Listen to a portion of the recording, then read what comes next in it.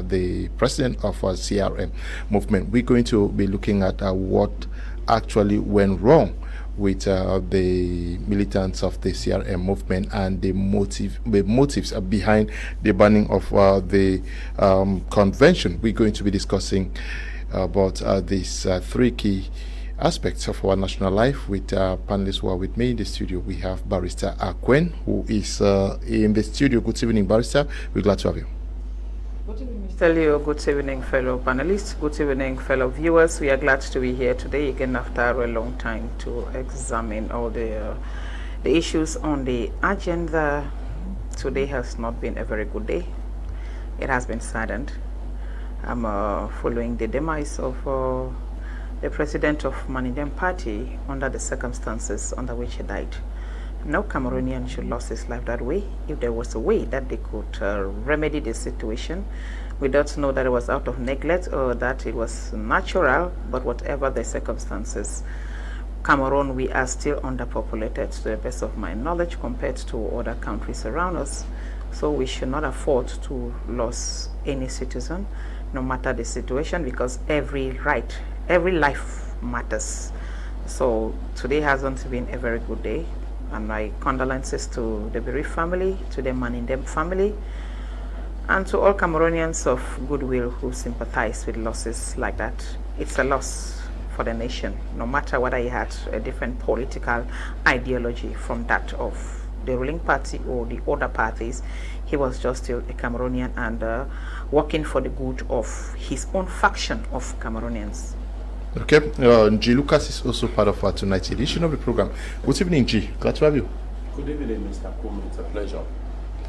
Also with us is Tah Mai Javis. Good evening, Javis. Glad to have you on tonight's panel. Good evening, Mr. Kum. It's a dark day for Cameroon, a dark day for the opposition, a dark day for democracy, and a dark day for those who actually believe that freedom can be expressed in different ways.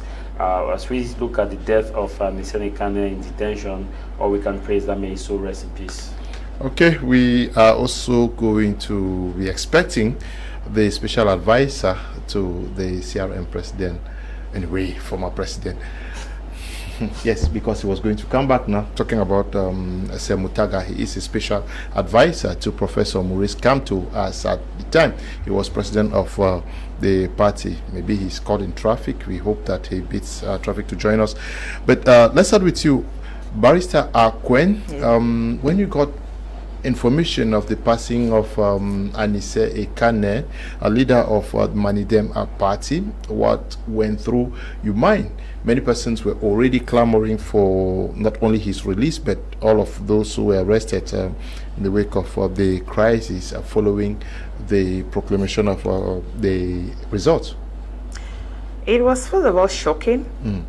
My first impression was shocking. I received that with such mixed feelings, and then it saddened my heart. Like I initially said, every life matters. We don't know why a Cameroonian, a seasoned Cameroonian like that, and no matter whether he's seasoned or not, should die in such circumstances. Allegedly, they said he was living on life support, but the life support was what I was taken off or something. Allegedly, since I was not in the hospital, I didn't visit him, so I can't tell exactly what happened. I read it from what some news outlets got to say, and that they requested, but the gendarme in issue, the colonel in issue, refused to reconnect him back to the life support. So he gave up to the ghost. So the question is, was it an attempt? But we follow the communique of the Minister of Defense, who said investigation shall be open. We just pray that the investigations be open, and if it was an intentional act, let the perpetrator be brought to justice, because no life should be wasted. Every life matters. He has left behind a wife, children, and members and sympathizers of his party. So we have a lot to lose. The nation of Cameroon has a lot to lose. They can say, oh, if he dies, what happens? No. No life should be wasted, no matter the situation, because every human being matters. And given that he was a political figure, normally that is a person, if he dies, in normal circumstances, the state is supposed to give him an official burial, not a normal burial like any other person have died. So no matter the stakes, no matter what happened, if we want to say, Cameroon want to say it's a democratic country, you must be ready to work with opposition. And what is the role of the opposition, Mr. Liu? Is to check the exercise of the government and call the government to order. And that is, which is very necessary for a democratic government, because if you don't call the government to order to check, oh, there was this issue here, there was this rule here that, okay, it is purportedly to have been received, but nothing has been done for the government to know that the agents that he has put on the ground to execute this stuff, if they are doing their work. So opposition matters. Opposition must be there to check what the government is doing and what the government officials on the ground are doing. So for him to die in that circumstance, it's very disgraceful. It doesn't speak well of the image of Cameroon, because this will touch on his human rights. Our law is clear. Even when you are in detention, you have the right to medical care if it's in the Cameroon Criminal Procedure Code. So why was he not given that due medical care? No matter the situation, whether he was a politically detained or what circumstance, the law should have been followed. As it is, nobody had the right to have said, oh, because of this situation, because of this one, you don't merit this. No. So it is so sad. I don't know him personally. I am not a member of his party, but it is a Cameroonian, a political figure. We feel so bad, and that it should not happen again. It should not happen again. Yes, your take on the passing of Manedem president. It's obvious that we have lost one of the greatest figures in our country if we look at how he has contributed to Cameroon democracy. Firstly, it is imperative for the people out there to understand that Cameroon being a democracy, it is imperative that we have people like him on the other side. Mm-hmm. Some may want to see his political outings to have perhaps seen as a violation with regards to a group of people who are managing this country. I will be addressing a couple of people tonight, and that will include the president himself, Mr. Biya, who is the president of the Republic of Cameroon. It has indeed come to our understanding that he is totally disconnected with the happenings of the Republic. If I were to elaborate on this, I would be saying that if you read the reaction of the Minister of Justice and the Minister of Communication, it is obvious that the President is totally disconnected with regards to what is happening in the country. According to Minister Emmanuel Rene Sadi, the demise of Anicent Ekane has taken him aback. It would appear he did not indeed understand the intricacies surrounding his incarceration that led to his death in incarceration. It is worth it to mention that Anicent Ekane was not by any way competent to declare the winner of the October 12 election 2025. If he said anything with regards to that, that was based on section 113 of the Cameroon electoral law, which is all about after votes are counted at the polling station, the winner with regards to that is known. Thus, what Anicent Ekane, the president of the Manedem party, whom in his quest for democracy and good governance gave the platforms to several people who had wanted to express that. I think he was one of the Democrats in the country, because though being a president and the party being competent to run for the presidential elections, he did not indeed take up that mantle. He sought for some other persons who would later on be disqualified by the Constitutional Council. That should be the person of Maurice Kamto.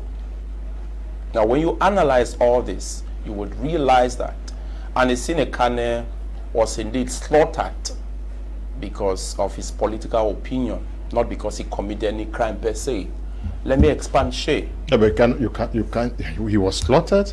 No, it may be a metaphor, but it's imperative for you to understand that he was refused the right to medical care. And when you refuse someone the right to medical care, It is a violation of a fundamental human right. And Cameroon, being a signatory to all these conventions that gave birth to these rights that we are talking about. The rights to medical care, when a country ratifies, imply that the country needs to ensure that I am well taken care of without any discrimination.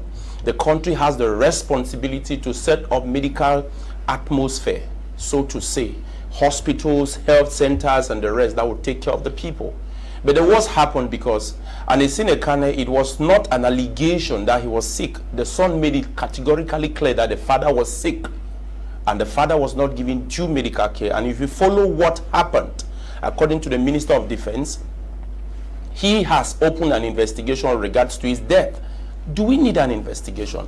We don't need an investigation in regards to his death. According to the spokesperson of the government, though he said it as a personal opinion, it is obvious that he made mention of things that were startling. And what are these things? That some people's opinion were not sought. The question is, how do we seek people's opinion in regards to someone's civil and political right that was expressed shortly after the 12th? What did Ekane do?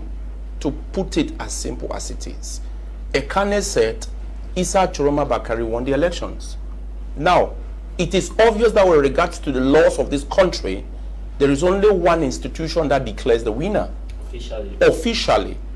We have the official and the officials.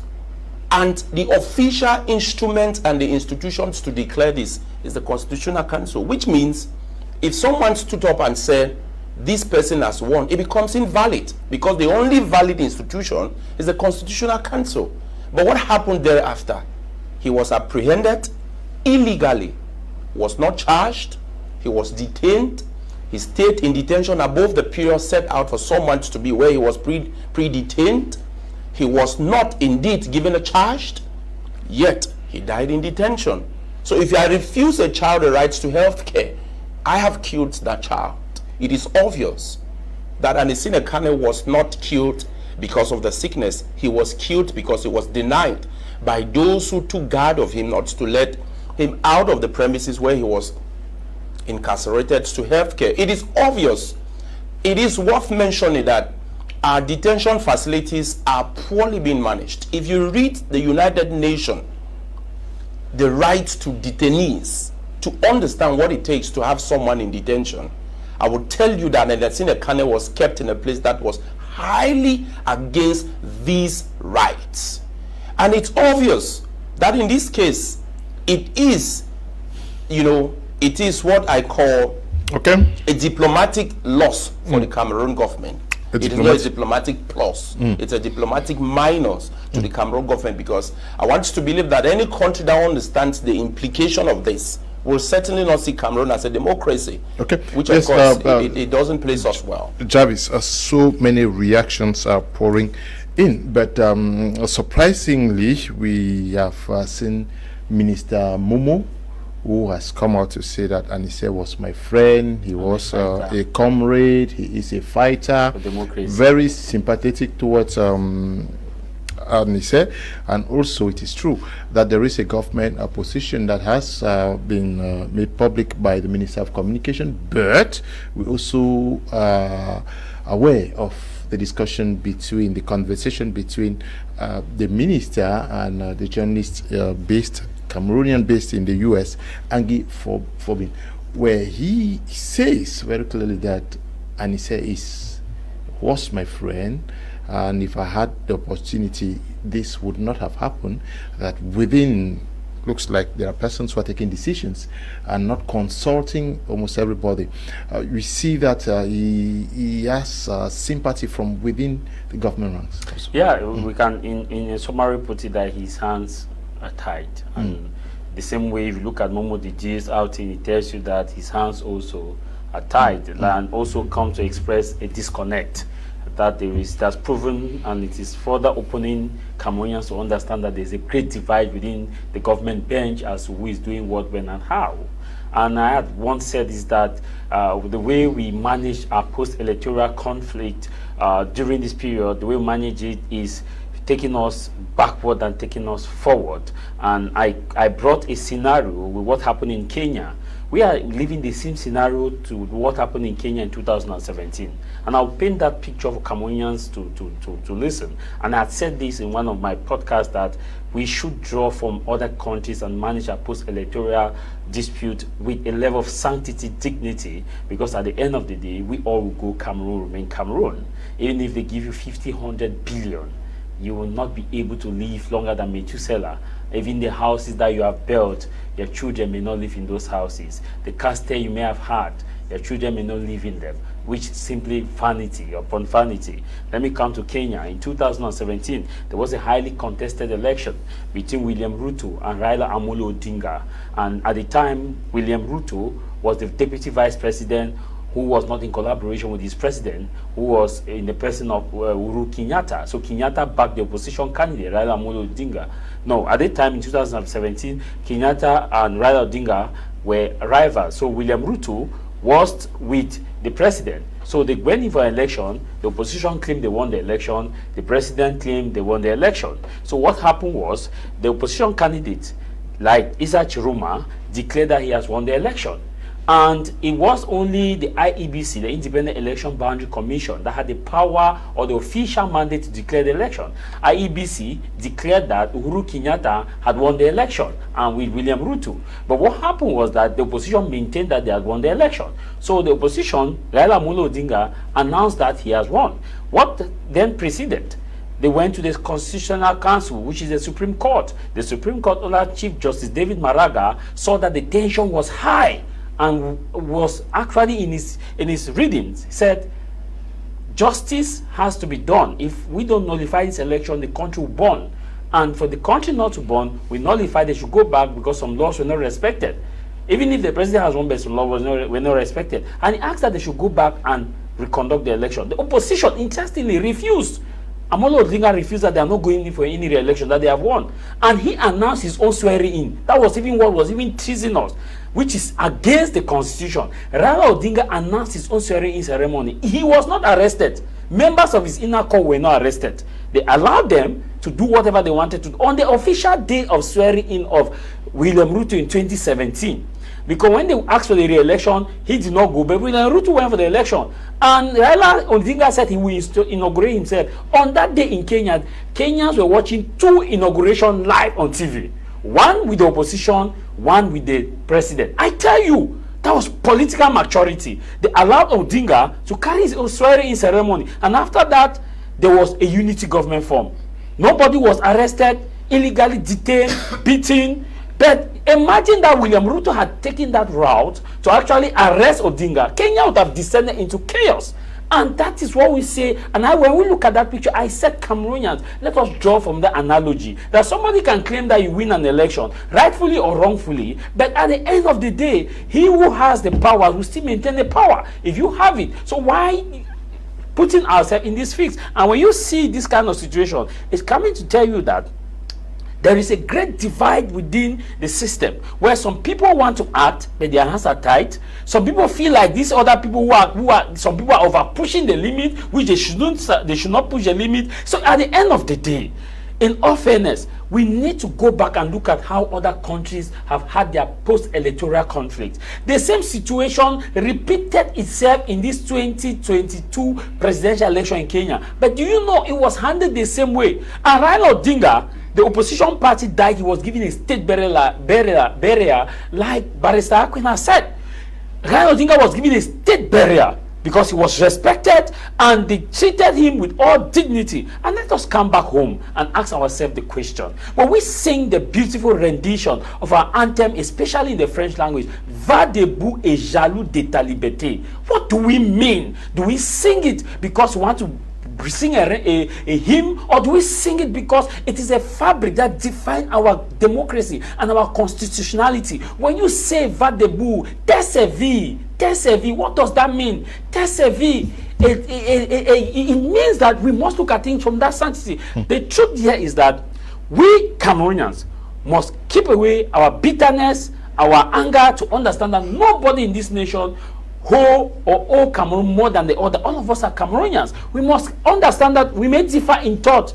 Like we heard, there was one point that, as a barrister said, whether it has not been officially proven, but allegedly that Anicent Ekane was asking for his ventilator, and that the ventilator was not given. And even the family members have posted on media. There is something also happening. Even Mr. Juken Chamani is sick. But people are not talking about that. His family raised an alarm that he lives on a special medication. But the truth here is that now that Ekane own has happened, are we going back? It began with Wazizi. Wazizi died in detention. Wazizi died in detention. And they came and told us that it is sepsis or hepsis, which means that he died of inflammation. And how did the inflammation come? They did not tell us. Was he tortured? They did not tell us. Till then, the corpse of Wazizi has not been handed to his family. The family has not even buried it.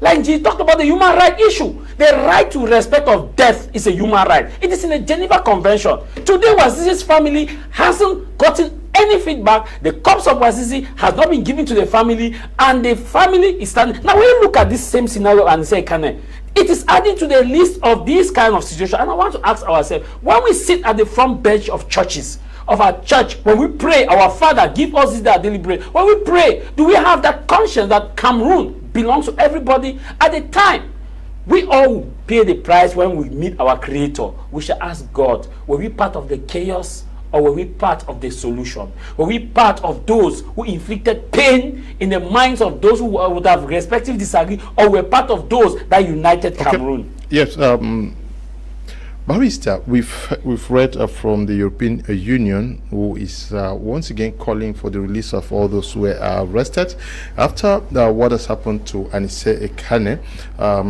Should we see more actions taken towards the liberation of those who were arrested in connection with these elections?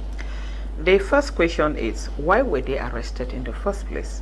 We don't know that we can call that an arrest, because an arrest means that a due judicial process is followed.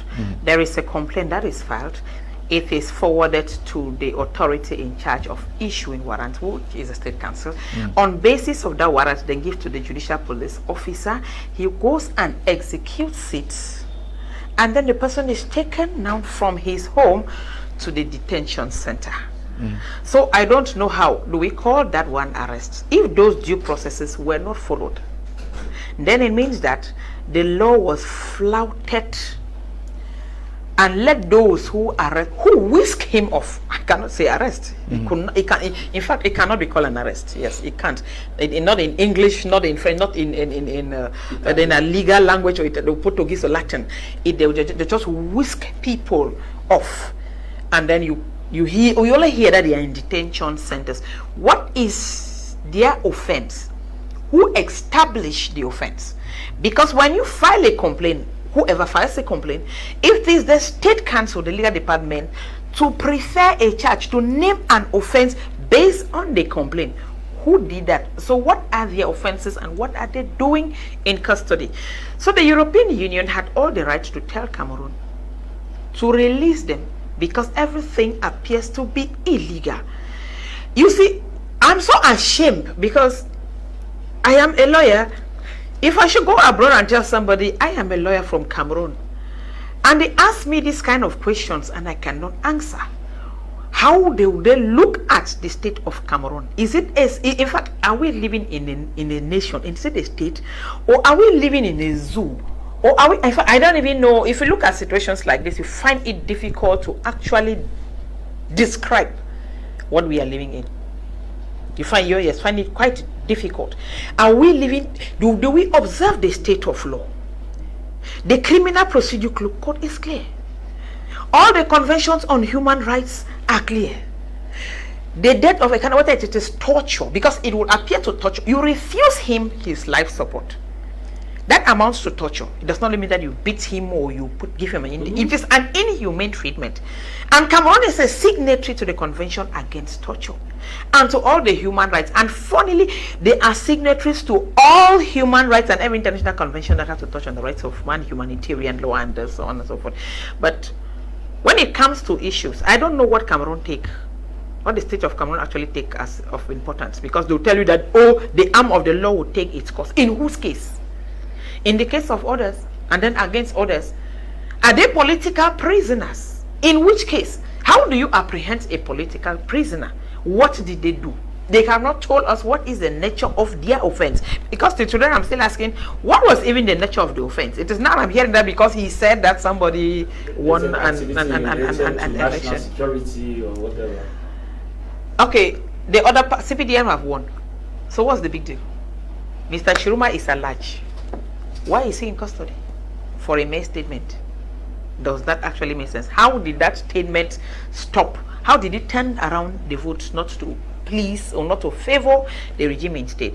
So I think that international organizations, I think it is time for them to press hard and begin to give sanctions. Cameroon merits sanctions, Yeah, but for the gross violation. yeah, but when the European Union makes statements and maybe others are going to follow, so many statements are made. But what weight does that carry? Yeah, I think it has a lot of weight because we've seen with the Anglophone crisis. The UN made statements and so many statements. Nothing actually happened. Now this is what is most important. You know, most often people talking, they don't act. The EU has made a statement.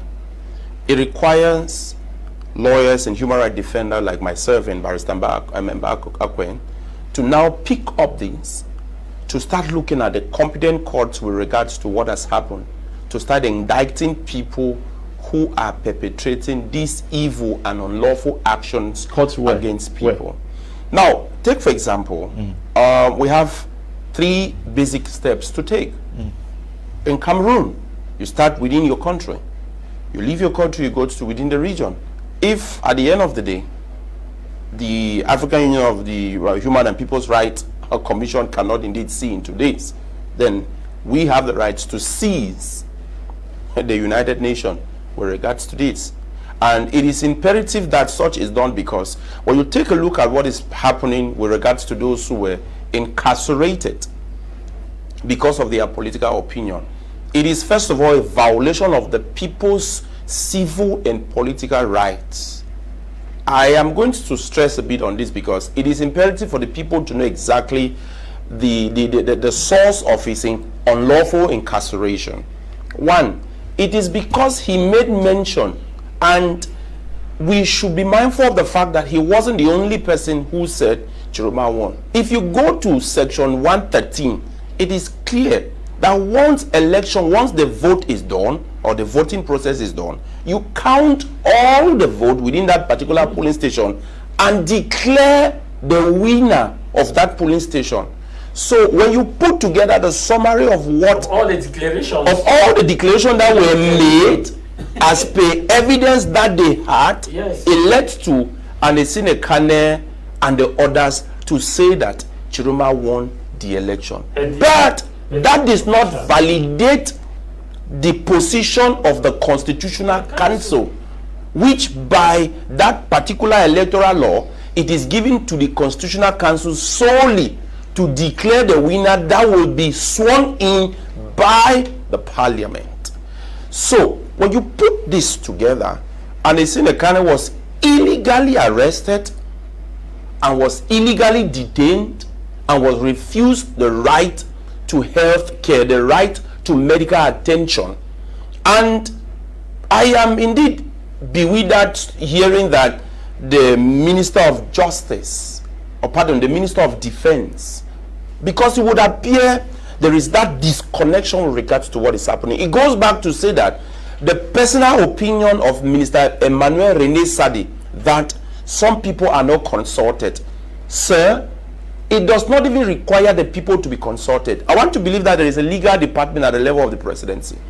And every minister has a legal team. And that team has to indeed interpret the law.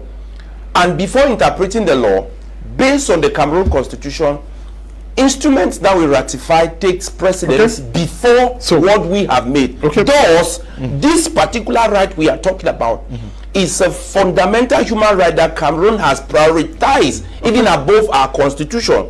That is to say that the rights to life, the rights to health care, the rights to a lawyer and the rest. But I'll tell you that if you look at the circumstances surrounding Anicent Ekane, it is said by the son that the father had requested through his lawyer to have a proper medical care, but that was shown. So it will imply that there was every action. This is what someone may consider a premeditated murder. Okay. As per law. Mr. Leo, good evening. My heart bleeds concerning the death of Ekane.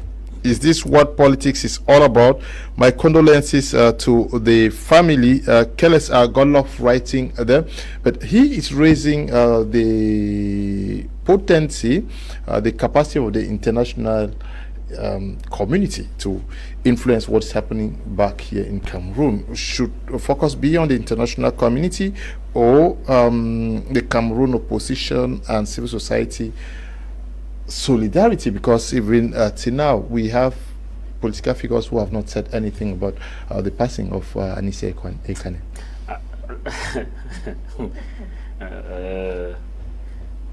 We don't have opposition parties. We have interest-based individuals. And I'm happy the second topic will still further prove what I'm saying. When this political crisis started, did you hear the opposition party condemn the arrest of Anicent Ekane, Juken Chamani, and the arrest of other figures in Cameroon that some people are saying 2,000, some people are saying 5,000 arrested? Have you heard any of these parties actually release a joint statement? No. The second aspect is, Anicent Ekane health was deteriorating. Did you hear in any normal country that has opposition that are based on the framework of opposition, they would have raised a joint statement calling for government to permit a colleague to get proper medical treatment? They did not. Everybody is fighting for their interest. Everybody wants a ministerial post. No, but if I listen to what Makawala said, that they had met the Minister of Territorial Administration, and the day in this case implied that a group of opposition party met the Minister of I agree. Madam Kawala was working, Madam Kawala has a Stand Up for Cameroon group. So you cannot take what Stand Up for Cameroon is doing under what the CPP party is doing, or is the party that it is a composition of other political parties. I understand. Yes, What I'm saying is please don't intervene. The frontline opposition parties did not make statement. And I also want to ask, how many of these frontline opposition parties have actually visited Anicent Ekane when he was in prison? How many? Everybody's afraid to associate with him, because if we associate with him, probably it will lost our interest will not be felt. It is so shameful that but we live in this kind of difficult situation. We expected opposition parties to speak with one voice. I like giving examples across other nations. Let us go to what happened in Tanzania. In Tanzania, they had an election, and the election, according to to other organizations or international organizations, more than 3,000 persons were killed in post-electoral violence. That occurred in the same October. But there have been joint statements by opposition parties condemning the action. Joint statement. The same thing is happening in Uganda, where Yoweri Museveni is contesting with Bobby Wine. When actions are taken that contravene the official action, opposition parties come together. Till now, how many of these opposition parties have come together? I just saw SDF release a statement calling for the full investigation of this Anicent Ekane issue. But I want to ask a question. Before his death, did they not know that Anicent Ekane was incarcerated? Before his death, did they not know that the health situation of Anicent Ekane was deteriorating? Must we wait until they die before we chase cloud to show that, oh, we are now opposition? Or the opposition don't have intelligent information to know that someone like Mr. Momo Dide expressed that a dear friend, a fighter of democracy, and say Ekane is not any kind of name in politics of Cameroon that you can just say that, oh, he's a household name that have grown up. So did they not know that his health was failing till now? Just now, some of them are beginning to release communique, and it is so shameful. It is sad, because everybody, I am saying this, that everybody now is trying to negotiate their ministerial position. And the thing is, if you look further, you raise an issue about international community. I will say that the statement made by international community, it has no concrete effect whatsoever to the state of Cameroon. And because it has no effect, we'll just talk on it. A different subject will come, will die. Let me give you an example. The Anglophone crisis. We had the UN Secretary General in Cameroon. He came. He spoke. He spoke with President Paul Biya in Cameroon at the time of the crisis. The other people even organized Mami Watago's town. He went. Did something change? Nothing. We had Musa Faki, then Chair Commission of African Union. He came to Cameroon. He made statement. Oh, there should be dialogue, condemn. Did something happen? Nothing. Commonwealth came. Nothing. Parties at Scotland of Francophonie, well, we also have the Francophonie, came. Nothing. The only person that has not come to Cameroon as far as Anglophone crisis in physical is concerned is Pope. But the Pope had sent his emissaries. What has changed? Let's also look at the case of Wazizi. When the case of Wazizi came out, all this international community spoke. People who doubt me should go and Google the Wazizi's death. Google, you see the UAN, African Union, European Union spoke. All the union spoke. Did that change anything? Nothing. We have reached at the point where only Cameroonian politicians, opposition, and solidarity with civil society organizations has the mantle and the solution to change the issue in unity, not in despair. And I always say this: what do coffee will do cocoa. By the time, because it's not affecting you, you are dancing. When the time will come, you think that will affect you. Everybody will shift away. Okay. Good evening, members of the panel. I'm in support of the second spokesperson. That's to say, the only institution that has the final say of the results is the Constitutional Council. So even if Mr. Ekane made a statement that Issa Chiroma won the elections, meanwhile the council has already proclaimed the results. My question is, was it really necessary for them to arrest the leader of Manedem party? No. If not of the lack of transparency, I don't see why Mr. Ekane's statement should cause the government to detain him. Please, should learn to put democracy in practice, not only by mouth. The nation belongs to us all. Freedom of speech is our right. So please, if we are for the people, we should try to protect the people's interest. Thanks. Amba Benjamin, writing from Bomenda. Good evening to you, Amba Benjamin. Mr. Leonard, Jeremiah 31:15 has repeated itself in Cameroon. A voice is heard in Cameroon. Lamentation and bitter weeping. Rachel Cameroonians are weeping for her children because they are no more. Where is Wazizi? Where is Martinez Rogo? Where is Anicent Ekane? Members of our government jailed for stealing billions are sent for treatment abroad, and Ekane begged for medical health in this fifth world country, Cameroon, and they deny him. Where did we go wrong, Mr. Leo? December 1st was bad, is bad. Oh, how I wish they opened their ears to listen to the battery of intellectuals you bring. They do not listen. My media prime, rest well. Sir, greet Nifru.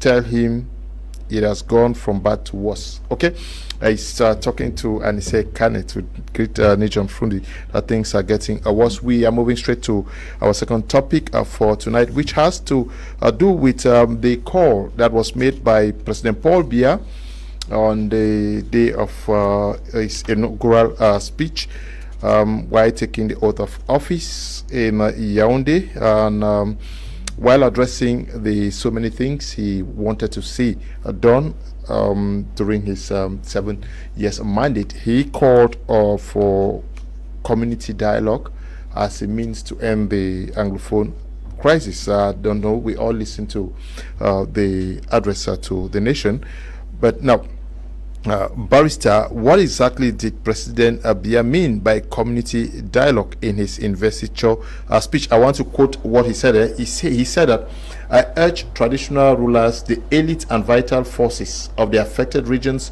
to engage more than ever before in raising awareness among members of the armed groups, encouraging them to accept government's olive branch and lay down their arms.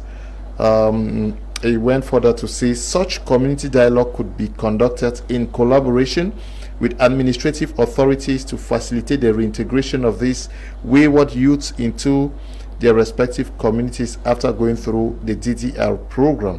Once again, I would like to caution the members of these armed groups who continue their criminal activities about the serious consequences of their obstinacy. Yes, what exactly did the president mean by community dialogue in his investiture speech. Mr. Liu, I'm not the head of state, so no, but I've read out some of the I cannot give you a clear answer. You understand? Because this crisis started and the head of state was watching. Things were getting off hands. He was watching. At the time where he has gone to disaster point, they come out with a statement. I cannot interpret his statement. He called on community and the elites, the traditional rulers. That is traditional rulers. We must understand that he's coming from the prism of a major national dialogue that took place in Yaoundé. That was at the national level. Now he is calling on those at the local level to engage in local dialogue. Through what means? You see, it is a very good speech, which like I said, I will thank the head of state for that very beautiful speech. You understand? But how does he expect them to engage the dialogue when the grand national dialogue? I don't want to say whether it failed or whether it succeeded, because the problem is like worsening on daily basis. Yesterday you follow what happened in Manedem. How explosives killed 2 gendarmes. Like I said all the time, each life matters. When we lost a Cameroonian, we have lost a Cameroonian, and our number, instead of increasing, reduces. When are we going to be 50 million, 100 million like Nigeria? So that we can host a grand, we can know that we have a good market that foreigners can always want to come to Cameroon. At what instant is he saying that? And what means and method has he put in place for the local chiefs? Those local chiefs were there. I remember last time I said here that, first of all, when they are holding security meeting, regional security meeting or divisional security meeting, of what was being chaired by the different governors, local chiefs are not brought into the meeting. They are not part of the meeting. So they don't follow the deliberations. How do you expect them to hold security issues with people who have AK-47 and who have bullets all the time? Mr. Leo, let's ask a question. How do these people get, with all the security measures at our borders, and how do guns find themselves inside our country? How do bullets infiltrate?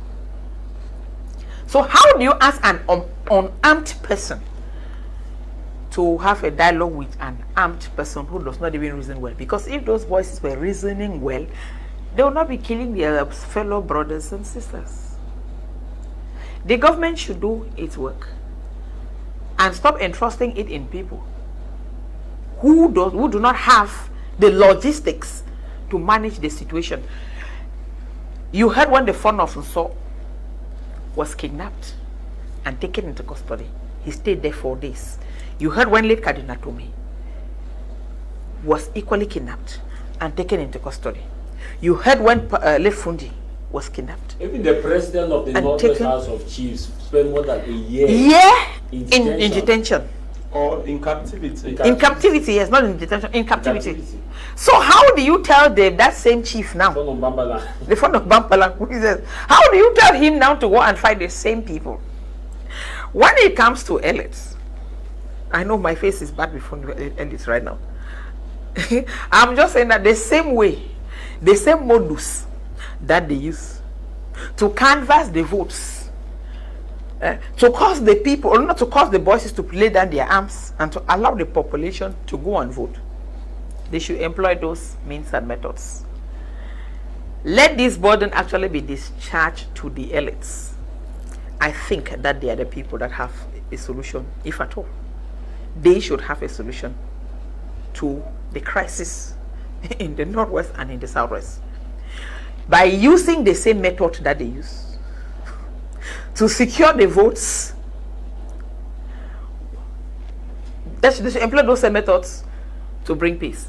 Because tell me, did they just go and then people came out en masse and voted? Did they did negotiations with the voices not to disturb? If they did, good and fine. Let them go and do such negotiations. Take the guns, disarm them, and take them to the DDR center. It was created for them. When you go through Miserele, the other one day is already bushy. Like a wasted project. Okay. Yes. Yeah. How feasible is this? I think it's something that indeed calls for proper diagnosis. But I want to say this before we start looking at how we can take the measures to diagnose. Firstly, Mr. President, the people you call the elites and the chiefs, you have made them more of enemies to their people. They are more politically inclined with the CBDM party than solving real problems in their communities. As such, sending them to speak to a people they do not have any mandate to speak to, because they have created a scenario where you see them as credible people for their people. It's a total lie. I am indeed shocked, because if I go by the last presidential elections, I'll go to Batibo, I'll go to the northwest entirely, I'll come to the southwest, I'll go to the division where the Prime Minister comes from, Dian, and the total number of votes that left that area. I'll go by what some senators and some members of parliament said, that these areas are areas that you have created for them.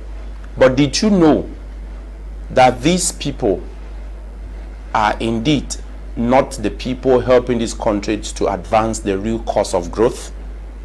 This is so because when you evaluate the ongoing armed conflicts in the restive regions, I am glad that the head of state does not call them the names that some of your minister calls them. According to some of your ministers, they are terrorists. I want to put it the way they put it. Some of the people you call elite and chiefs to go back and dialogue with these people. They call some of these boys, or they call these people, terrorists. You call them armed groups that have taken up arms against our country. You have the heart so much to bring them back and reinsert them in our community. However, according to most of the people you are sending to speak to these boys, they don't see them as humans and Cameroonians enough to talk to. The second thing is, if we were to evaluate this conflict, those that have been targeted, we have had three groups of people: the Defense and Security Forces of the Republic of the Cameroon, the political elites, worst of it, anyone who is a member of the CBDM party, according to the non-state armed groups, is someone they should not even see with their eyes, talk less of having a conversation with them. The third category of people are people who, in their struggle for their daily life, That is what you are saying. But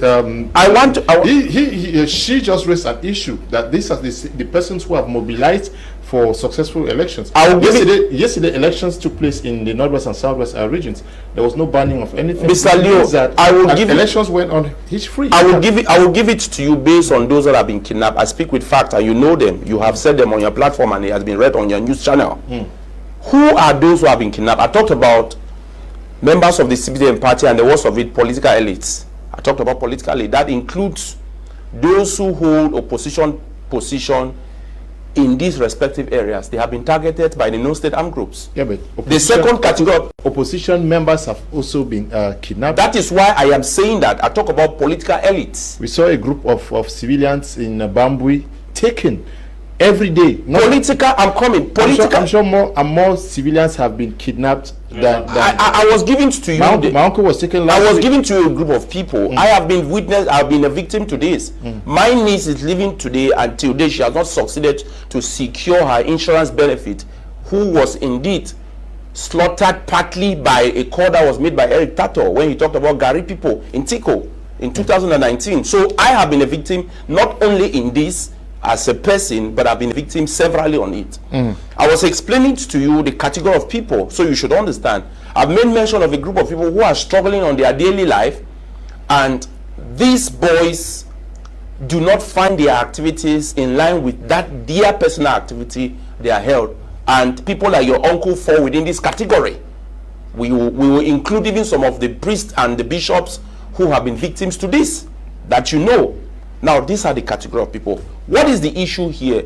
The president brought in a category of people to sit with these people. And in this case, I don't want to believe that he was speaking to the opposition political party elite. He spoke to people whom he believed have been giving him report with regards to what is happening on the ground. And this is why he called on the chiefs, he called on the elites, that they should go down and communicate with these people. But the elites have been the perpetual Judas of their people, because when we say things are wrong, this Judas of their people would rather give a total different picture with regards to what is happening. And one of it is that you see a situation where an area does not have roads, but this person does not speak for the people with regards to that. You see an area where these people do not have hospital. What are you saying in effect? The president says at the local level they should engage a dialogue. You are saying at the local level, I am saying this back to the president, that the people he has enumerated to go down and talk to these people, they will produce no results that will bring peace and serenity within this area, because these are the people that those carrying arms do not want to see. These are the people that have been victims to those carrying arms. They may change the tone and talk from a different lens. Issa Chiroma Bakari yesterday said something, but when he went to Bomenda, he said, I'm sorry. Who says that the elites cannot now change? The worst of it is that the category of people you are talking about, I will go by the just ended elections. I'm not a robot. I will not be a robot. I was practical on the ground. Let me tell you something. If you observe how dissatisfied the people were with regards to certain results that came from certain ends, and everyone who was dissatisfied with this result did not accuse any other person other than the elite. So these are not the people whom you would expect to go back and talk to these people. They do not have the pedigree to speak to these people to convince them. The worst of it. Tah Mai Javis, what role can traditional rulers, elites, and community leaders realistically play in encouraging dialogue? That question is very, very difficult one to answer based on the realities on the ground. If we go by the just ended presidential election, I would say that they have already played a role, because how we imagine, we look at the figures that came out already, means that normalcy has returned, because only during normalcy that you can have that effective participation as compared to Douala that is normal, which means Douala is more abnormal than the northwest and southwest region. Now, in terms of advancing, Mr. Liu, I said that question is very difficult to answer on the reality on the ground. let me break it down. Now, you asked about what role can they play. First, they have become political, and the truth here is that if the chiefs and the traditional rulers were actually apolitical in their activism, they had a role to play. If they were like Fon Sokujo, they had a role to play. How do you hear when a chief tells you that the president of the republic would die in service on the chair because that is they have decided that he should be there, and that same chief has opposition members in his when was the chief ever replaced? Yes, that same chief has opposition member in his village where you are supposed to listen to everybody. We have watched on several videos where people even tell you that no one can campaign in my village. Opposition. Let's go to the northwest and the conflict in the northwest and southwest region. The head of state are two things: either he's out of touch with reality, or what he's being told, what he's being told is different from what he thought is existing. How many of these chiefs can go back to their villages in now? How many can go back to their? They have mobile palaces. They are moving with mobile palaces. How many of these elites can actually go back to their villages? They have mobile constituencies. Their constituency is in their back. They only come Nicodemously during election with armored cars and enter the village, and after the election, they enter Songo. The truth remains the truth, and the truth is God. You can only kill the teller, but you cannot kill the truth. In the northwest and the southwest, the elites have a role to play. The role they had to play, they squander it by making My sure. question is, what can they do? That's what I'm You are saying. painting a picture of what, but now, given the context, what can they do? Okay, they can repent. That means Isa Chiruma go to their people and tell the people that it is this situation that we are facing. This is They can repent from what to what? Are you saying that those carrying arms are saints? That okay, No, I'm saying for what the people, they are not the doing. arm, not the arm What people. they are doing is because no, those are the persons that you need to talk to because No, the people, they cannot talk to these people because the population they say actually earlier have a problem with them. these people. We when know you say they have to repent, they are repenting to No. who, from what to what? the elite can only bring peace if they work with the people who don't carry arms to convince the people who carry arms.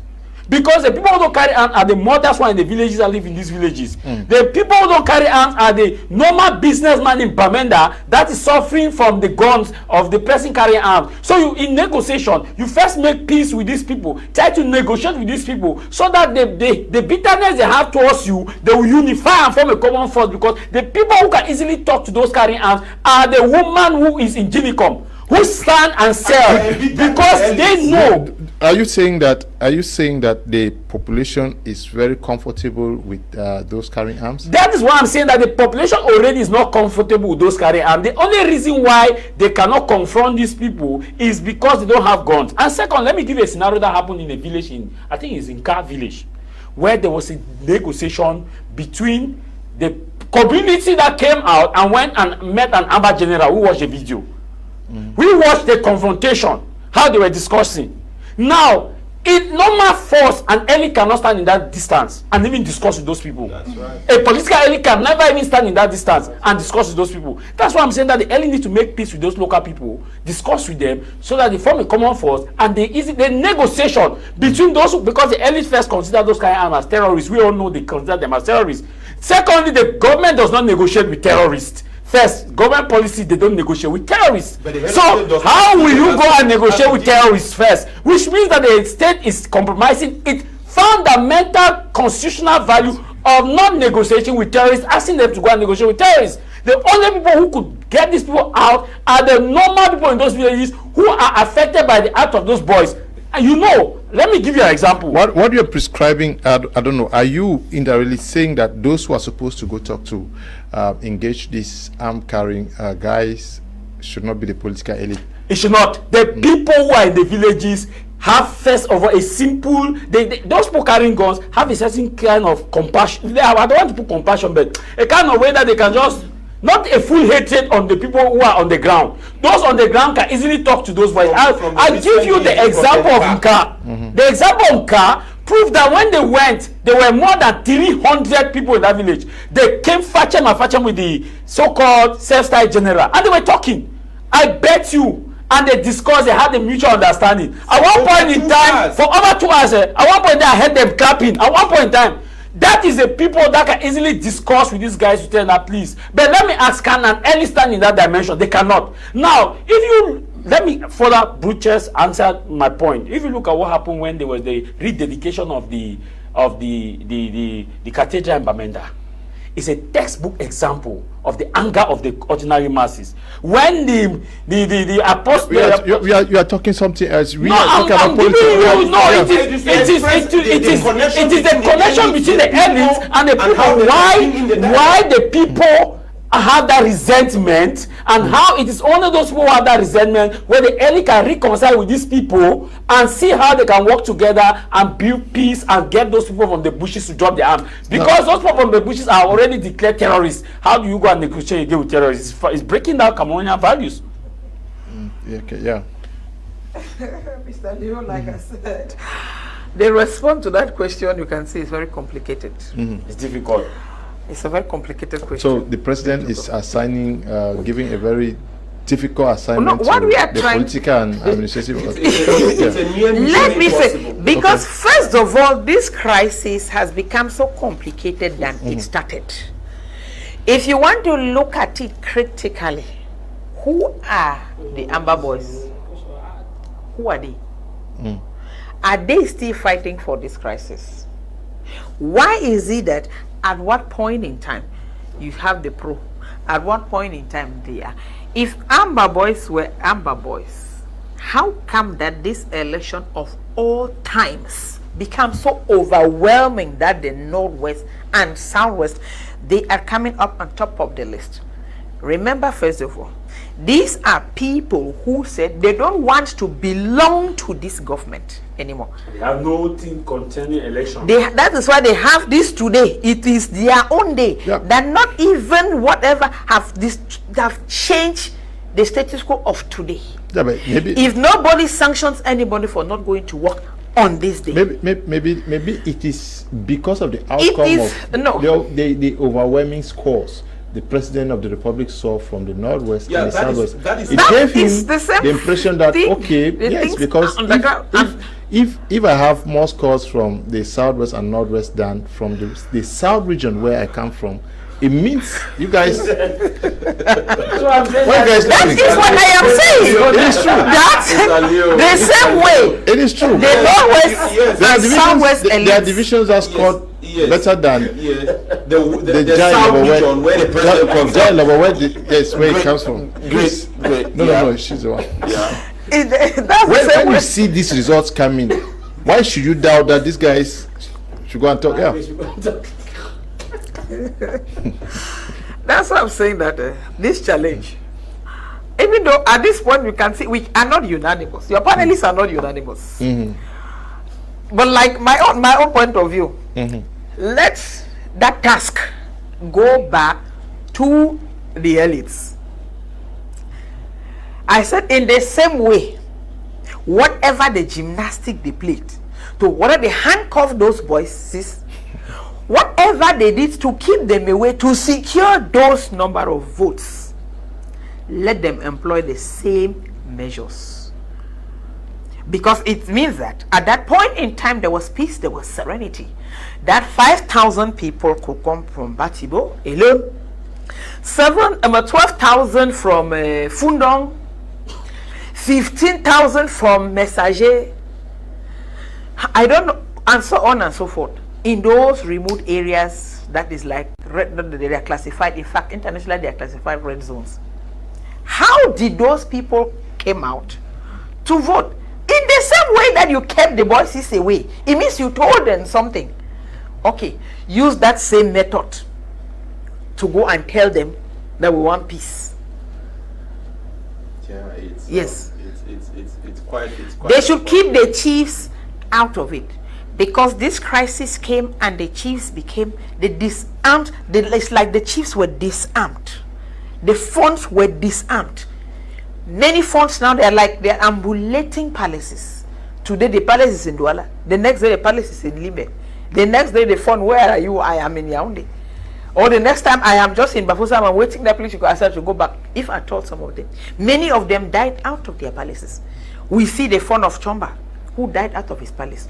The son of Baba One, who passed away out of his palace, and others who passed away out of their palaces. Barrister, not cut to you. So there was also a member of parliament who was kidnapped during the election in Ndonga Manto. I'm still coming to that one. Yes. With the list of his voters. Yes. How many people voted for his party?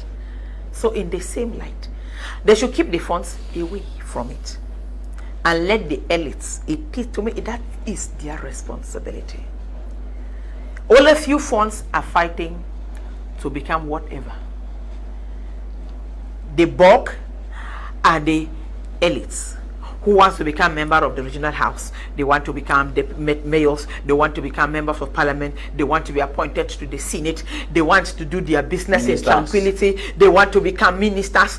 Some fight with their elites, and so on and so forth. The same way they secure those votes. That should be the simple challenge.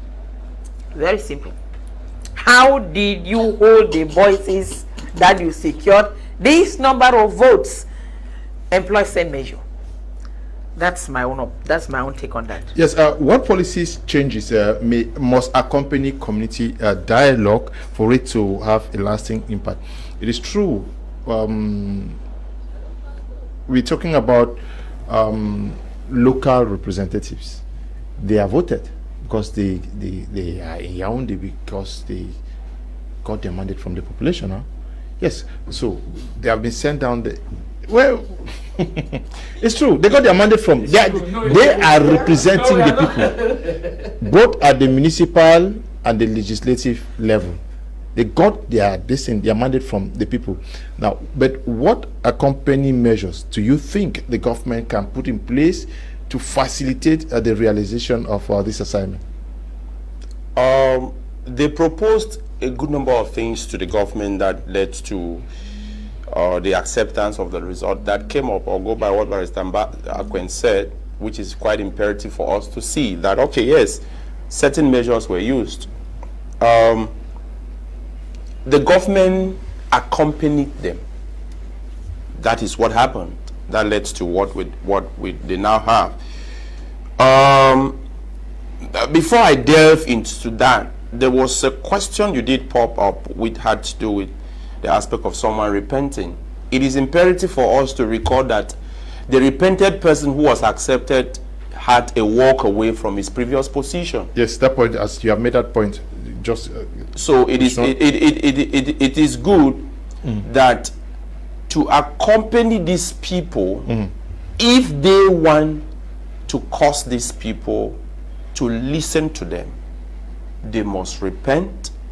That includes members of the government that will want to accompany these people. Let me tell you something. Let us not be fictional. We should not act a movie. Let us speak from the position of fact. I am a member of an active civil society, and almost on a daily basis I get to talk to a bulk of people to understand the reality with regards to how we can rebuild this country. I defend people's rights at almost all fronts on a daily basis. That included today before I got to Douala. yes. I will tell you that there is a gross disconnect between the government of this country and the average Cameroonian. If you want to prove me wrong, conduct a poll on your platform. You will get a shocking result. Yes. This is to let me come, please. Okay. This is to tell you and I that to accompany these people, it will require that the government that already failed the people needs to start doing the needful. And what is the needful? There are so many people, almost every family in the restive region have been touched both by the government and the non-state armed groups. Those who have been touched by the government have people who are being detained. Either they were caught on the road and falsely detained them, attributing things that did not indeed have anything to do with them, or those who were caught because of their opinion with regards to what we have on the ground. Mindful of the fact that the beginning of this was not the aspect of harm, and there are still people whose family members are languishing in jail for their expression of their opinion that had nothing to do with harm at the beginning. So if the government wants to accompany the elites and the chiefs, we should be mindful of the fact that very few elites and chiefs exist in the restive region. But because they are being accompanied by the government, and most especially the Ministry of Justice and the Ministry of Territorial Administration. If you were to ask an average man in the restive regions, that is the two English-speaking regions or the Anglophone regions, they will tell you that their problem lies between the Ministry of Justice and the Ministry of Territorial Administration. That is to say that this is where they have issues. With who? They will either explain to you that a certain son of mine was killed by a military man or is being incarcerated, because this is your question. Your question does not center on what measures to take on the part between the population and the non-state armed groups. It is, your question is, what measures should the elites and the chiefs take and the government to have these people leave the bushes? And Tah Mai expressly setting the question? No, I'm answering the question. I say what policy changes must accompany the measure is a policy change. I'm giving you the policy change. One of the principal thing that the government needs to do is, first of all, release everyone that was caught before the people picked up arms. Because there are people who are still in jail who had nothing to do with arms, but they were caught at the beginning of the ongoing armed conflict. And they are not in connection with anyone. 2, the people you call elite, there should be a policy change. If you want to prove me wrong, take these same elites, bundle them and place in their village. They will be deserted.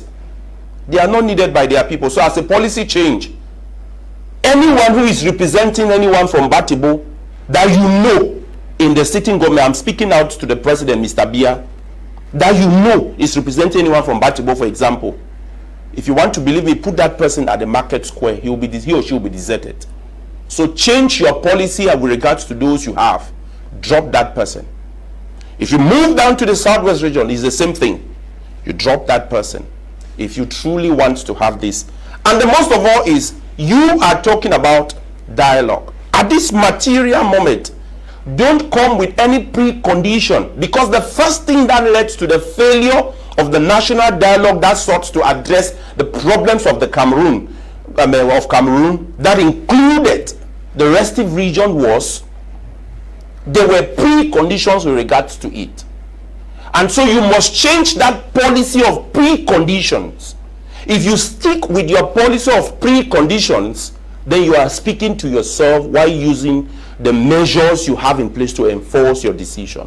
Otherwise, there will be nothing such as change or the reinsertion of these people. It will rather create a more divide.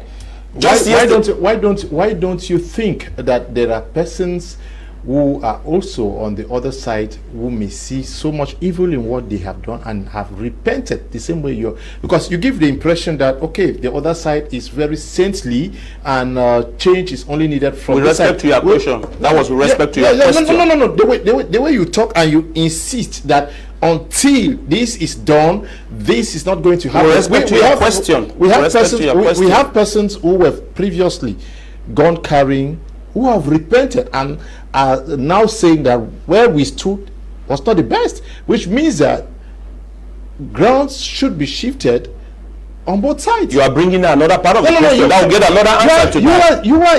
You are insisting and you are categorical with respect to your question until this is that done. Is with respect to your question. So this other part of your question certainly will have its own approach. Now with respect to the other part of your question, that is, these other people are not sent. So why should these other persons have a policy change? You ask of a policy change. Now it's as simple as this.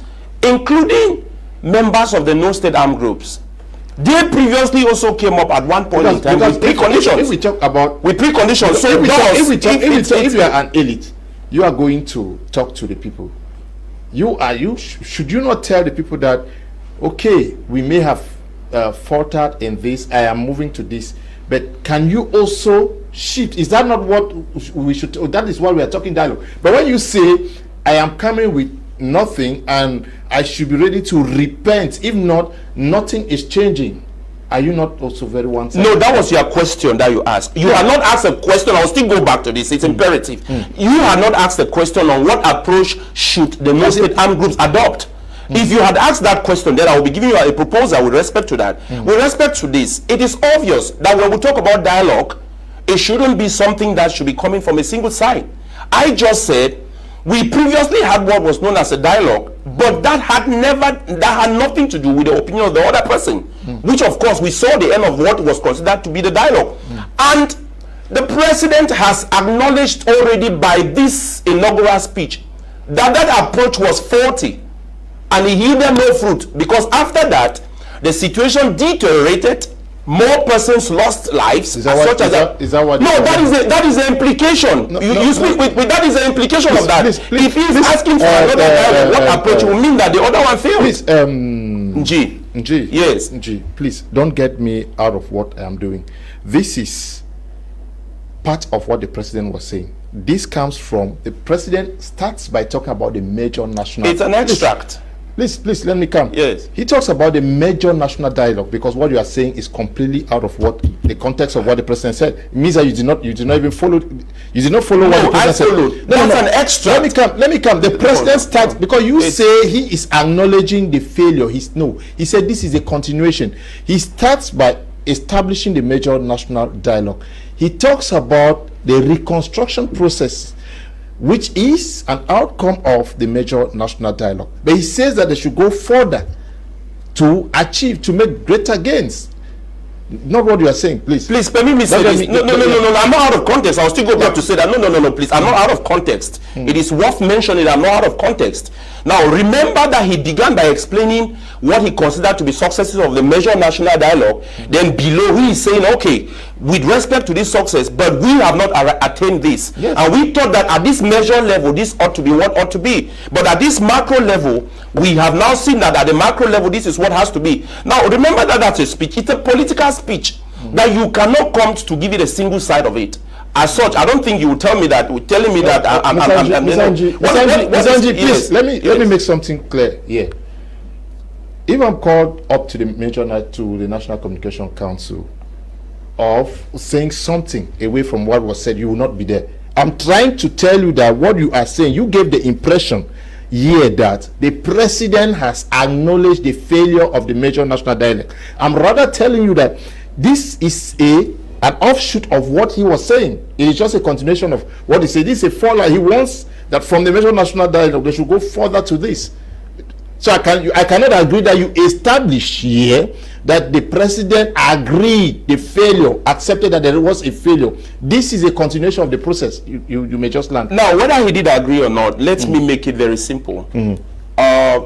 If I had a dialogue previously with you to solve a problem, and we are still on the problem, did we succeed?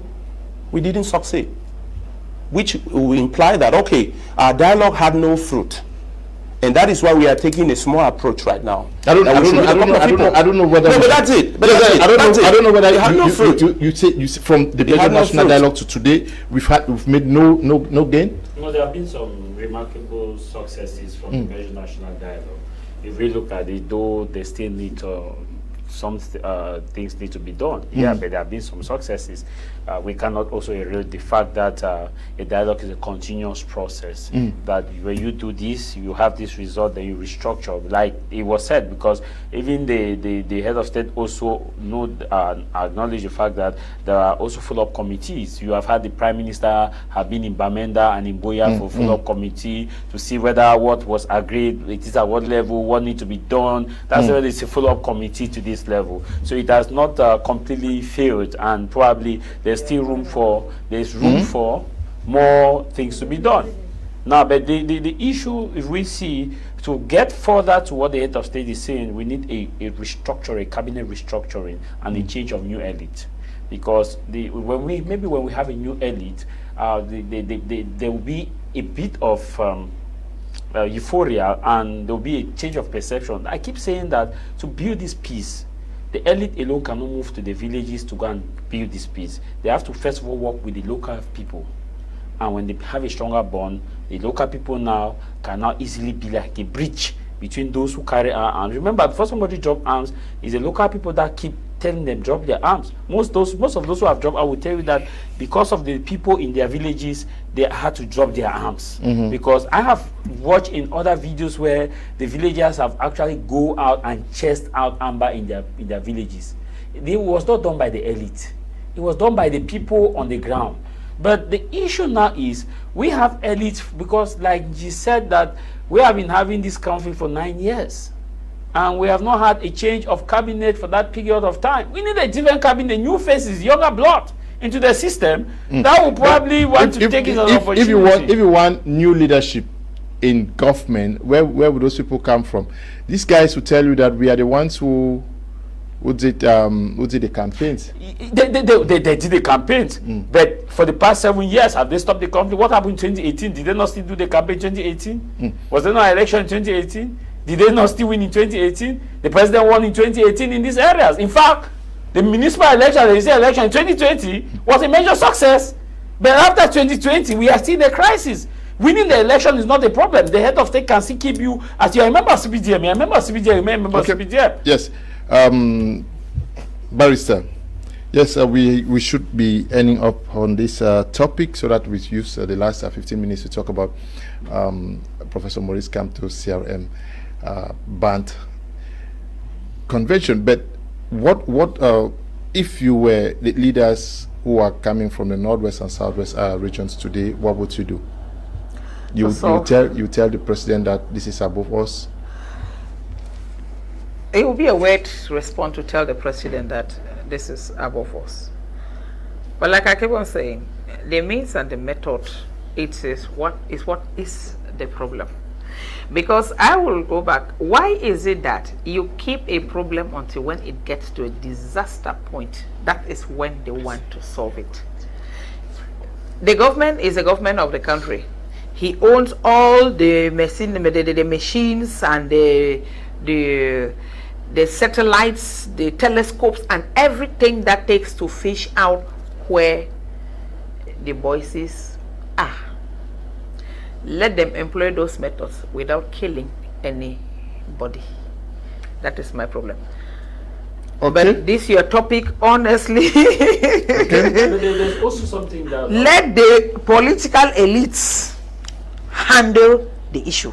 To me, that is their challenge.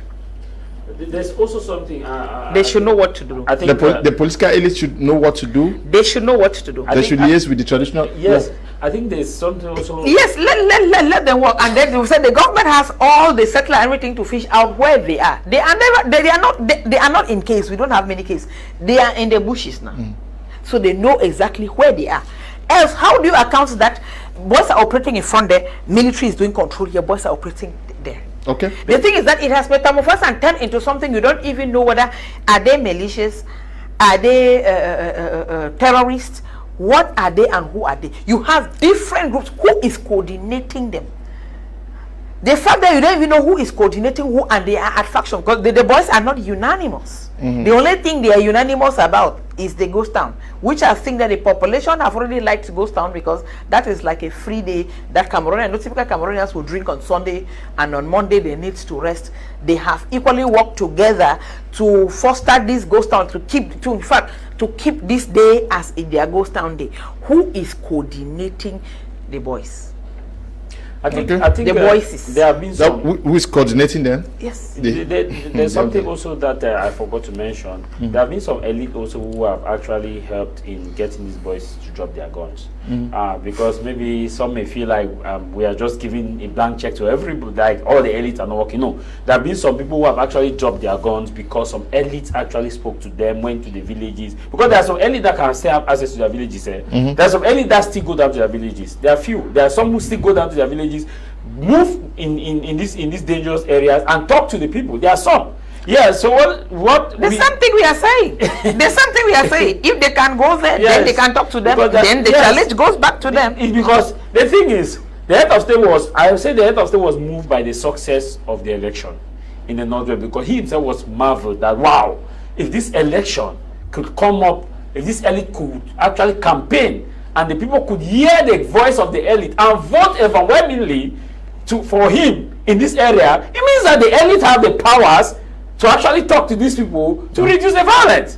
He did not acknowledge that the national dialogue has failed. But it was like, wow, even any other person here, if you're in the head of state, see the result that came out from Batibo, you tell the elite of Batibo that congratulations, thank you very much. It means that you can actually talk to the people in Batibo and they will hear you. Because if you have the powers to command the people to vote massively for the head of state, it means that you have that powers to massively tell the people that let us down your guns, let us come for reconciliation.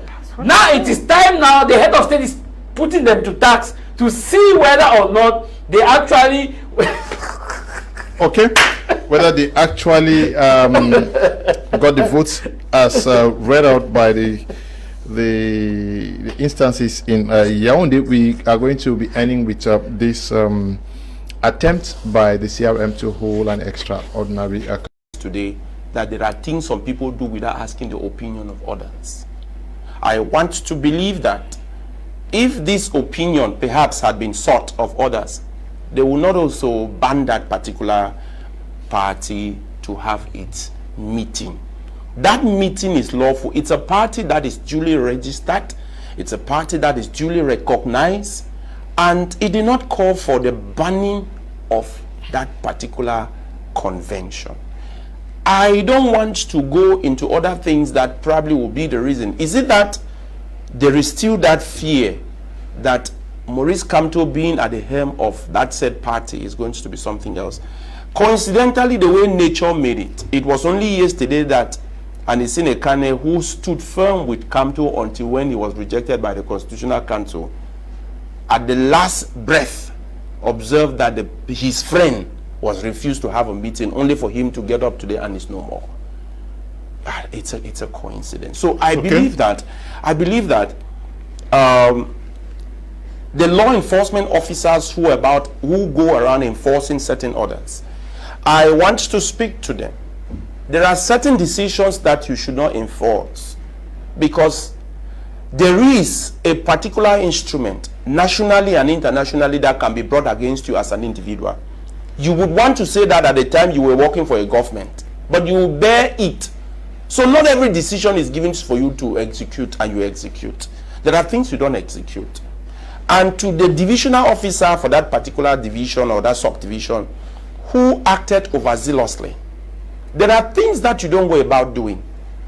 The beauty of Cameroon is that we are all fading out. Someday you won't be there. And the worst of it will be that you will be at a stage when you will barely be able to raise your arms. And others will be taking decisions that will not be good for you as you are taking for them. How would you feel? How would you feel? So it goes back to tell you that there is a problem between the different arms of government in this country. Maybe the president also, maybe if the worst had happened, we would have heard stories that we did not know and we are opening an investigation. We are likely to see an investigation over this matter. Okay.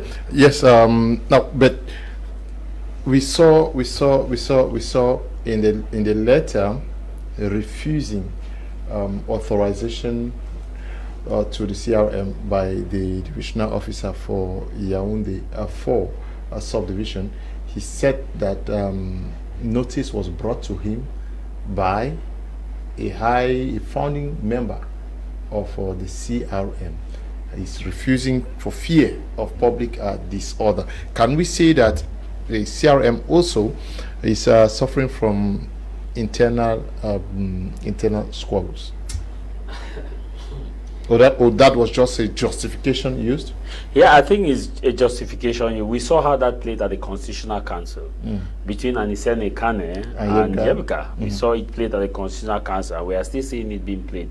To me, I think we are in a critical point in this nation where we should just learn how to calm down the situation than trying to aggravate.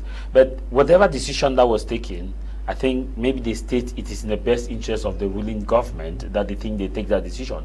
My problem comes there with the opposition. What did they do after this ban? Have you heard the opposition condemned? How many opposition parties have actually come out to condemn this ban? I don't have a problem with the government because I was expecting. I knew they will issue a statement.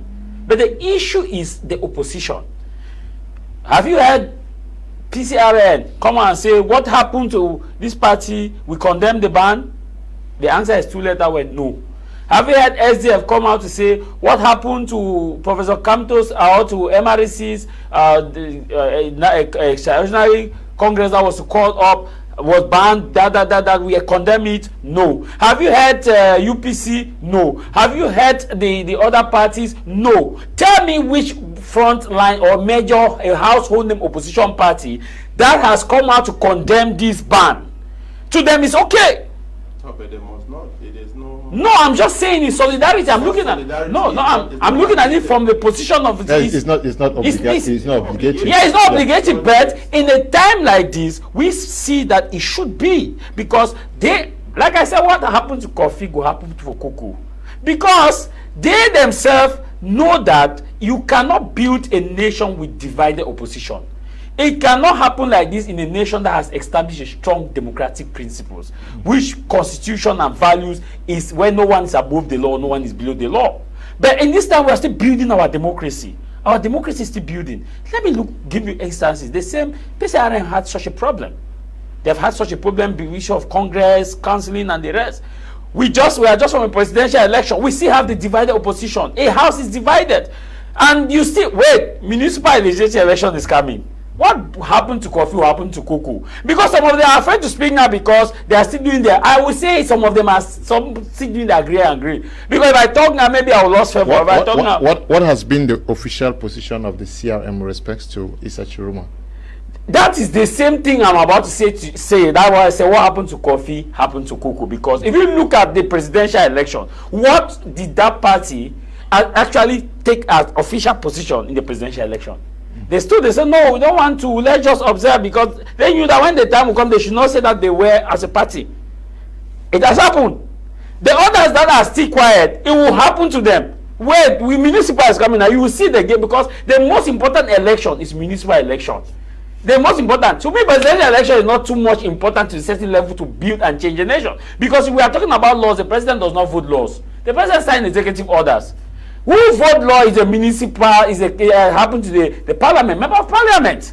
And like what happened to Professor Kamto's party or CRM party, there is an internal fighting now that's come out. Because we are hearing about the issue of one founding member. Me, I know that the state will never have authority. I said it when they announced, and I told a friend of mine that that meeting will not hold. I knew it will not hold, and it has not. But the issue is, what are opposition parties doing in solidarity? Mr. Lo, go to DRC, where President Felix Tshisekedi was in conflict with the Kabila. What happened? Opposition came in solidarity. Let's go to the same Kenya. Yeah, away from the opposition solidarity, let's look at the CRM. There are persons who were clearly not in favor of the return of Professor Maurice. I was still about to come to it. There's also, okay. Now there's also a problem between in the extraordinary Congress. This is it. A list that the Secretary General was supposed to oversee an election. He's the one organizing. Yeah, but he is a candidate in the organization. You is a candidate that wants to stay. So at the end of the day, these are the same people who say the Constitutional Council is that.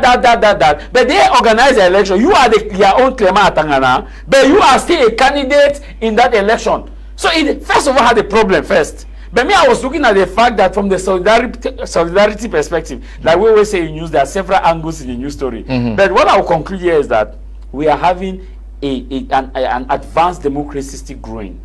What for this house, Cameroon, to move forward, we need a united opposition. If this opposition continue the way they are doing like this, okay. Barrister, did you follow up what happened in Yaoundé over the weekend with MRC? You see, I'm very reluctant to say anything about concerning MRC because I am. They have had a lot of blunders. Okay. And I think that they have not learned their lessons. First of all, nothing wrong in holding a Congress. But for me, first of all, the timing was very wrong. Because we are living at a moment where the political tension of the nation is very high. The political tension of the nation is very high. Secondly, we have the regional council elections that was supposed to take place yesterday, which took place yesterday. So the timing was not a good one for MRS. So for them to not have known, or to they were taken aback with the fact that they were refused authorization to hold the meeting, you see, it doesn't speak well of their planning. Something is wrong with MRC somewhere. Mr. Kamto has worked with this government, and in all women capacity, he should understand how this government operates more than anybody else. Him and Mr. Chiroma should understand this government more than anything else, more than 8 years. So for them to take any decision at what point in time, they must know about the ramifications, and they must know, in fact, you must preempt the outcome before you decide on holding that kind of a meeting. The timing was not correct. The atmosphere is too politically tensed. Even if I were the do, I will not grant that permission. Or even if I didn't have powers, I will ban the meeting for political reasons. Yes, because you cannot be saying, okay, the state is going for a regional election, council elections, and then you are planning a meeting on Saturday. This date yesterday was announced since. Where is the civil and political right of the people? There is the timing note. As a party, we know about all the rights, but as a party, the timing was not correct. We speak in the state and we speak in respect to law. No, the people timing, civil and political rights should have nothing. These are parallel events. That is what I'm explaining again, that Mr. Kamto, who had been the Vice Minister of Justice, should master this country well enough to have known where to place his stakes. If he says no each time, he is no. To me, what he is doing, that is a political. He is attracting a sympathy for something that is just whipping sentiment and calling for an expression of a political blackmail for something he would have preempted and take caution. Why can't he hold it in December around Christmas when nothing is going on? Even on Christmas Day, nobody would have stopped him. I think that I don't speak for the MRC. We don't speak for MRC. Actually, why didn't he? The timing, in fact, the timing should be respected. was wrong. Sam Mutaga was supposed to be on this platform. This is rather a validation of anarchism, because this act of lawlessness that has been perpetrated, the violation of the political and civil right of the people that has been violated, you are validating it, which is actually very wrong, because we know all of that. It's a parallel event. Other things as per the program of the government took place yesterday, 30th, despite the fact that we had regional council elections. So why should that be a problem? That shouldn't be a problem despite that. So I think that as it is indeed an unlawful decision as per that particular law, like I quoted. It states that you declare. The declaration does not require a validation. It's unfortunate that we are not refusing, Mr. Nji. When people declare, we expect you should it's against the law. In your country, you should know your country very well. Knowing your country is different from what the law says. I cannot validate a wrong. The state still have the nice and the ugly. Don't forget that it is the state that have the prerogative to protect the rights. It's an issue of a government, not state.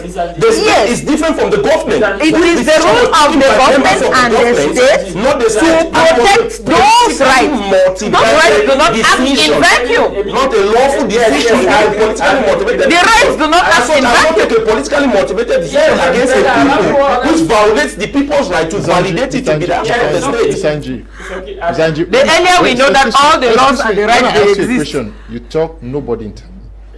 Anytime another person saw you intervene, why not?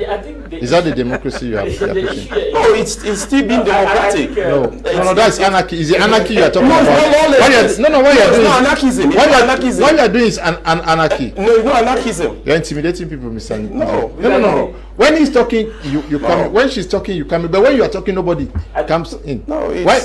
Just respect, please. Just respect. I think Barrister Akwen was not validating anarchism.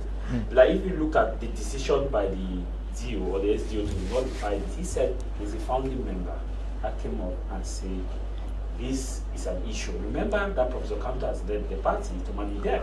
That the laws of the party were trampled upon, and he actually raised so many articles that were not respected in the party. If you look at this, we cannot in also fairness dismiss the fact that there is also a valid reason within that banning, because the truth here is, if a founding member, the SDO work in collaboration with the Ministry of Territorial Administration that has a birth certificate of all the political parties, and all SDOs have copy of this.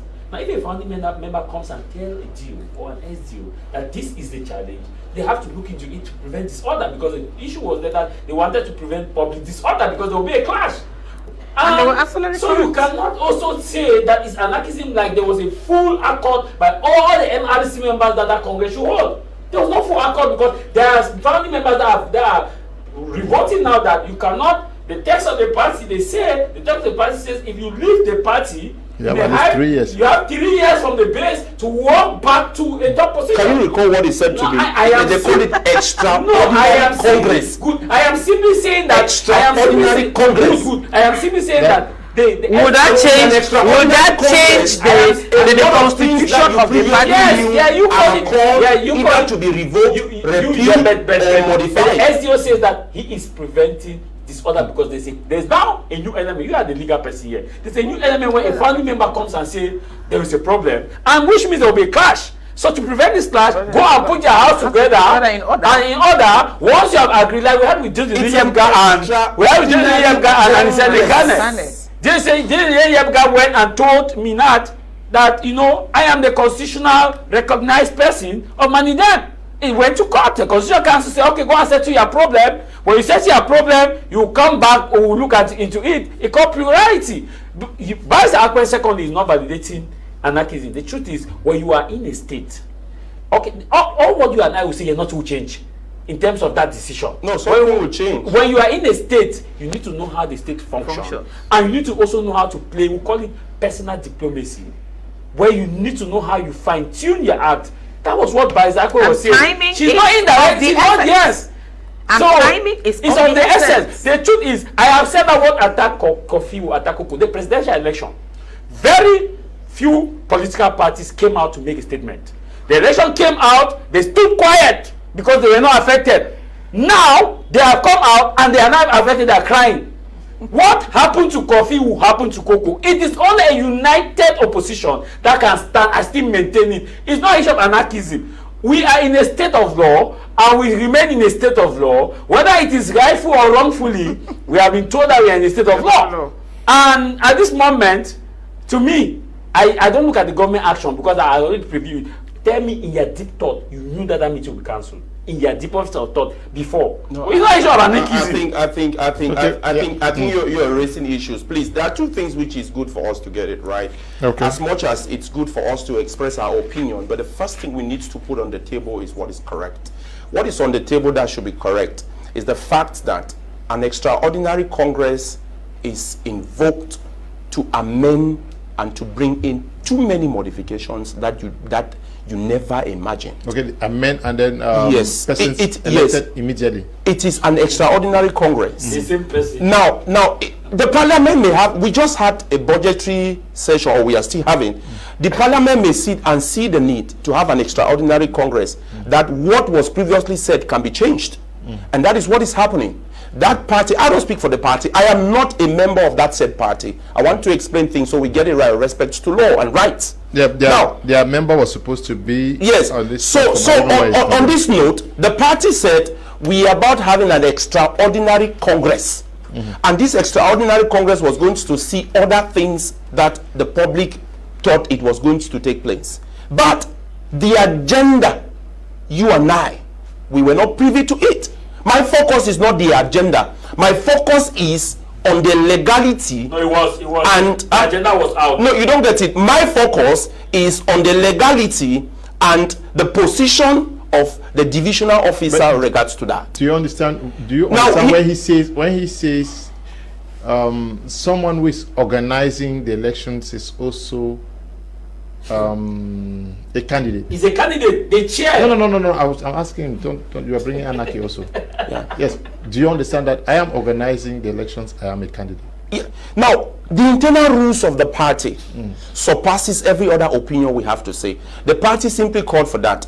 Now, they were supposed to sit in that Congress to determine whether the things that you thought you knew were right or wrong. Secondly, I have observed that Tah Mai is indicting opposition parties here, whereas this opposition party do not have anything to do. Cameroon is a democratic country. Whether the democracy is in perils or we are having a suppression of our democracy, what is most important is that a party must not necessarily sympathize with an evil act or an unlawful act carried on a fellow opposition party before you get to know that that party is indeed an opposition party. It is absolutely not correct. Now, that said, what is most important here is not the timing, because the constitution that we have in the country, the 1990 laws that gives the freedom of association and the rest, did not state that when the state wants to organize election, when the political atmosphere is tense, or what Tah Mai talked about personal diplomacy. There are times you observe these people have a calendar and they saw the need with their extraordinary Congress to do what is correct. My focus is not on the nitty-gritties with regards to that, it's on the legality. So I think that with respect to the law that is in place, the divisional officer banning that. You also made mention of the aspect of the Manedem party. We observed what Minat previously said, that certain names were changed, their website was hacked with respect to that. And be mindful of the fact that despite all of that, there was only one person that was later on acknowledged as the president of that same party, as per Minat's website, which is very correct. So these are things that we should not mince them, because when we mince words and we mix up things, we give the impression that, okay, some parties must sympathize with other political parties before that happens. But what we need to note is that we are a democracy. Some people may be hijacking our democracy. We must also respect the fact that we have ratified conventions on human rights, and we have laws that follow suit. That should be respected. Good evening, Mr. Leo. Please, this country doesn't have opposition and no democracy in Cameroon. The authorities are just pretending. Susan is writing from Kumba. Greetings, Mr. Leo and members of the panelists. The president feel right. The elite is right. The elite can be a better tool for the community dialogue. Seeing from the angle of the election results, the chiefs are also elites for the earned salaries from the regime. Mu Jude writing from Limbe. Good evening. Okay, one of the panelists talk like ambers are saints and only government should apologize. Good evening, sir, and thanks for the good work you and the panelists are doing. Please, for the number of the human rights activists in the studio. Good evening, Mr. Kum Leonard. Very interesting program. What are we jabbing about? It is no news. The elites and chiefs rigged the elections for personal gains. Victory Barnabas is writing from Bomemba. Good evening, Mr. Kum. It's sad to say that there are people who feel more Cameroonians than others, and this is just the reason why Ekane and others were jailed without any legal charges. Ekane didn't commit any crime, and now he's dead untimely. Normally heads should roll because of the death of Mr. Ekane, but will this happen? It could be anyone, you or me, and that's why attention should be paid on the circumstances surrounding the demise of this political hero. And I'll end by asking each one of us here. We have read the outing of the Ministry of Defense. They say investigations are going to be opened for clarity to be made over the circumstances surrounding the death of Anicent Ekane. Barrister, how soon should the results be out? I'm sure the Minister of Communication has also made an outing calling for all of us to play cool so that investigations are also conducted for the results to be made public. How soon should this be done? First of all, the bottom line is whether investigations are conducted or they are not conducted, Mr. Ekane will not come back to life. Once he's dead and gone. Then let them be telling us the punishment that is going to be meted on the perpetrator, on the neglect of the hospital, the neglect of the gendarme, the colonel that they are pointing at. Let us hear about that. I think that will appease his family, his followers, his party members, and his friends, and those of us equally must sympathize with his demise. So the earlier, the better. It shouldn't take those reports that they have inquiry, then we don't get any results of the inquiry. I think Cameroon should always just work a lot to put itself in the good books in the face of the public, both Cameroonians and the international community. There has been too much of it. Treat their citizens with love, with dignity, with care and concern. Then we are like treated as if we committed some crime somewhere and then were exiled and thrown into Cameroon. Let Cameroon government take its citizens seriously, because they are there because we are here. If no citizens were there, the government would not function. It cannot function in a vacuum. So they should love and respect their citizens, taking into consideration that each life matters. Okay. Yes. How soon should these results be made public? Should you get to work immediately? Yeah. It's imperative that we get to know exactly those who were in charge of his detention facilities from the moment he was whisked to when he was now brought to wherever he was kept until his demise. We understand more that this is a political language, whether we like it or not. An investigation in regards to this is just a word to go back to speak to the European Unions, the African Union, the United Nations, the US, and the rest. These are not indeed an approach to solve pertinent problems. An investigation is just a word that, okay, the Minister of Defense has said, okay, since this person died in detention, this is what we need to do. But we all know the end result. One thing we must be mindful of the fact that no one is going to live forever. No matter how we make life that is so sacrosanct not to be sacrosanct, it is still imperative for us to note that even after death, we are going to give an account. No matter what religion, whether you are an atheist, there are still people who know that somewhere we are going to answer for this. The relevance of this investigation is good, but it's a diplomatic move. It is not a move that seeks to address the actual cause. Like Tah Mai earlier said, that where are we now with regards to Ngarbo? Where are we now in regards to the woman and the children that was killed several years ago in the north, that was utterly refuted that it was not the Republic of Cameroon? Where are we with other investigations that have been carried out? And we have been for long with an investigation that was done with regards to Martinez Zogo. We have been for long with regards to an investigation that was done with Wazizi, like Tah Mai mentioned, and several others whom the state has opened an investigation and they were never closed. I think that we should not speak to please the people. If we truly love this country, then let us express it by respecting the rule of law.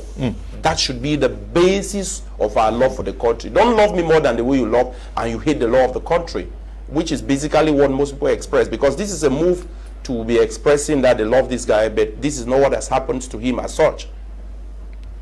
Yes, Tah Mai Javis. Well, if wishes were also really a wish that this should be done within the speed of light, so that I can actually pacify the situation and people should be brought to book. But the first thing that should have happened as of now was those who precipitated this arrest, by this minute they should have been arrested for investigations to start, because that's part of the investigation. We should have heard announcement that some people have been arrested. But I really wish it can be done, but wishes are not horses. So beggars should not ride on, because the best way to kill an issue in this country is to announce investigations. 5 years ago, Mother Francisca massacre occurred in Kumba, in Fiango, and when it happened, ministers trooped to Kumba. We were there as media to cover the event. It was in that event that one woman stood up and said, objection. Now, we are counting 5 years. It was in October, 5 years now. There was an investigation. Where has that led us to? Where some people were saying, no, this will happen. The government said they will investigate. Let us look at the issue that the killing of baby Martha in Moyuka. Investigation was opened. Till now, we have not had it. Let us also go to that of Ngabu, the Ngabu massacre, the Valentine's Day massacre. 14 February is coming. Valentine's Day Ngabu massacre. Investigation was opened. Have we had the outing or the final conclusion? No. Investigation keep coming in. Let us go to Barrister Akwen. You have a good number of issues. Investigations are now, in fact, the best way to kill, the fast way of killing an issue in this country, just put investigation. Because you cannot question something that is under investigation. Like you boy is saying law is sub judice. Thank you very much, Barrister. Because once it's under investigation, you cannot talk about it freely, because you will either compromise or risk giving wrong information. So this investigation is the best way to tell the public that, hey, don't say anything, hey. Because the best investigation that they can do now, like what Barrister Nkongo Bala Felix posted on his page, is the best form of investigation. Release all political prisoners. As a result of this presidential election and the ongoing Anglophone crisis, come together, let us reconcile and move this nation forward. God has blessed this nation. Like we always say, thy worth no tongue can tell. What worth? So we should come together and set aside differences. Our people should talk. Okay. They should talk better. Thank you very much, Tah Mai Javis. Thank you, Barrister Akwen, and also to you, Nji Lucas, for accepting to be part of tonight's edition of Prime. Thank you to the production team and to all of you for watching. Stay blessed. Bye-bye.